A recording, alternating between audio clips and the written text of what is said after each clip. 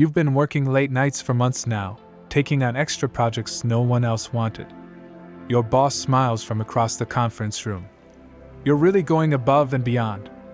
We'll definitely revisit your compensation package when annual reviews come around. Something flickers in your chest. Hope, perhaps.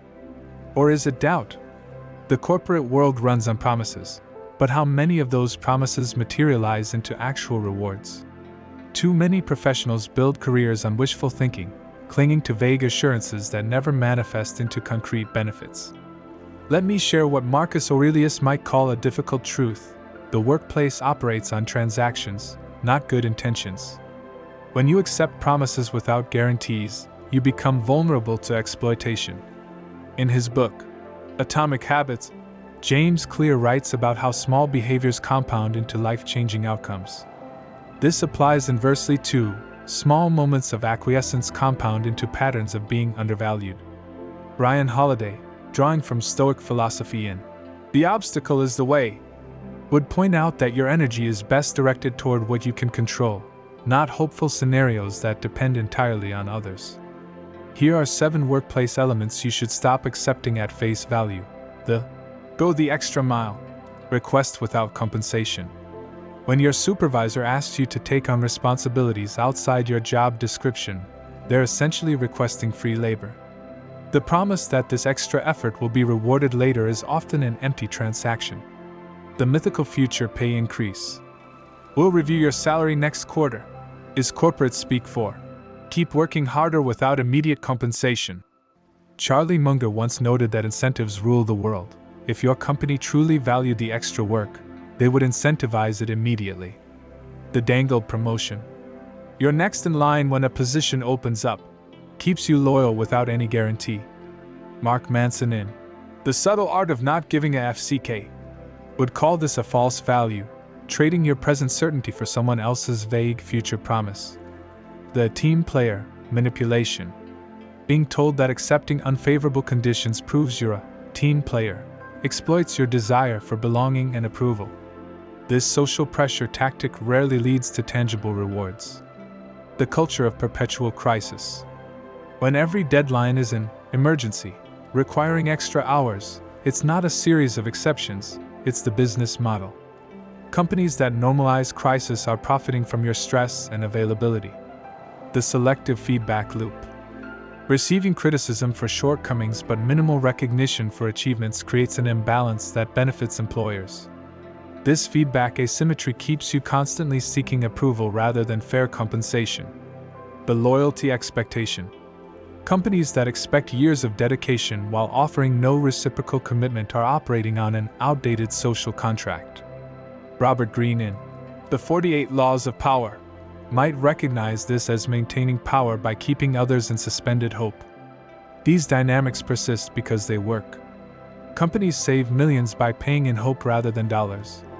Promises cost nothing, while payroll impacts the bottom line. Sarah had been at her marketing firm for 3 years when she was asked to manage the social media accounts for 2 additional clients.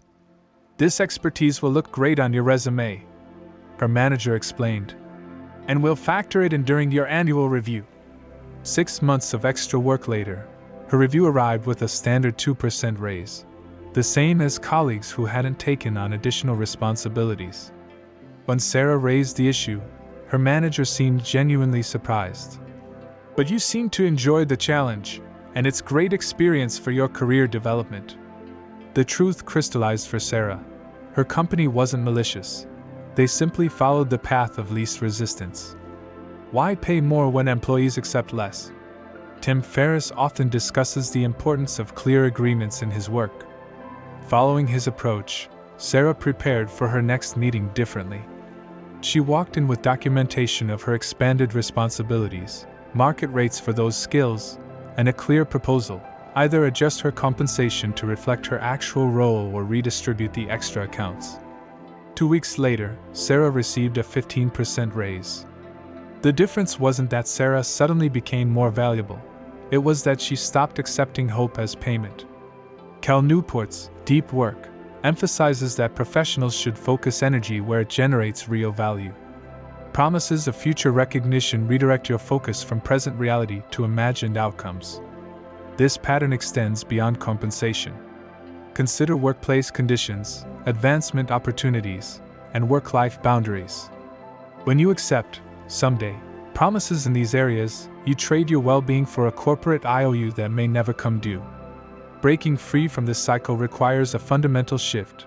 Replace hope with contracts. Document agreements about compensation, responsibilities, and advancement paths. Vague assurances have no place in professional relationships. Set timeframes for promises. When told, "We'll revisit this later," establish precisely when later is and put it in writing. Value your present reality over future possibilities. As Naval Ravikant suggests, what you do is who you are. If you're doing the work of someone at a higher level, you already are that person, regardless of your title or pay grade. Establish response thresholds. Decide in advance what actions you'll take if promises aren't kept. Having this clarity prevents emotional decision-making when disappointment occurs. Build professional leverage. Additional skills, industry connections, and financial stability give you the ability to walk away from unfair arrangements, which paradoxically makes it more likely you'll be treated fairly. These principles may seem obvious, yet countless professionals, perhaps including you, accept promises instead of contracts every day. Why? The psychology runs deep. From childhood, we're taught that patience and hard work eventually pay off. This narrative is so powerful that we apply it even when evidence suggests otherwise. Add to this the discomfort of confrontation, the fear of seeming ungrateful, and the sunk cost of time invested, and you have a perfect recipe for perpetual hope. I'm not suggesting you become cynical. Rather, I'm advocating for clear-eyed realism about the transaction between you and your employer. Companies respect what they pay for. When you accept promises instead of compensation, you teach your employer that your additional effort can be purchased with words rather than resources. As you walk into work tomorrow, ask yourself, what am I accepting on faith that should be guaranteed in writing? What extra responsibilities have I taken on without corresponding compensation? Where am I trading present certainty for future possibility? The answers might be uncomfortable, but they contain the seeds of your professional freedom. Your work has value right now, not just in some promised future. It's time to stop accepting hope as payment.